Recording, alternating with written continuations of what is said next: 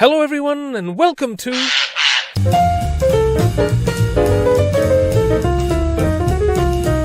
This is Europe, and here's North Macedonia. Now let's go, shall we? Nestled neatly in the midst of the Balkans, the territory of North Macedonia has long been inhabited. But the first major state to be situated in its bounds was that of Peonia. Not much is known of the Peonians, though they are mentioned in Homer's Iliad as allies of the Trojans. They were conquered by the Persians in the 500s BC, but Persia withdrew a few decades later after the Greeks defeated them. The Peonians grew increasingly aggressive and teamed up with the already aggressive Illyrians and began to attack a certain kingdom to the south. The name of the kingdom? Macedonia. Too bad for the Peonians though, as they attacked at a time when Macedonia had produced a military genius of a king called Philip II. Philip's phalanxes furiously flogged the invaders, and the Macedonians would go on to conquer all Paeonia, into which place they brought the Greek language and culture. Philip's famous son Alexander the Great had a unit of Peonians in his army, under a general named Ariston. In one of the key battles of Alexander's conquest of Persia, Gaugamela, the Peonians fought exceptionally well and won the praise of Alexander himself. After his death in 323 BC, Alexander's sprawling empire was divided among his generals. In the years afterward, Paeonia and surrounding lands were disquieted by a Celtic invasion around 280 BC and some further skirmishes with Macedon. And then the Romans conquered them all, and the region became part of a province called Macedonia, which included not only Paeonia and Macedon, but also bits of Thrace and Illyria. Roman rule was economically good for the area, but plenty of coins and bountiful harvests can't stop raging marauders from invading, which is what ended up happening. Western Rome succumbed to these invaders, but the Eastern Roman Byzantine Empire, to which Macedonia belonged, held firm and survived. The 6th century saw the arrival of the Slavs, who spread through the Balkans, including the land we know as North Macedonia, and over time they adopted Christianity. Here are some beautiful churches that were built in the North Macedonian city of Ohrid. In the 800s, the Bulgarians swallowed up Macedonia. Then the Byzantines took it back. Then the Bulgarians took it again. And then the Serbs came to town. But that didn't last long, because here come the Turks, who would take definitive control of Macedonia after the Battle of Kosovo in 1389. The Ottoman Turks ruled the region for 5 centuries, an epoch of stability, though also oppression and misery. Now, amidst the nationalist sentiments sweeping across 19th century Europe, ethnicities everywhere were trying to figure out who they were. In those days, the people we know as Macedonians were basically considered Bulgarian.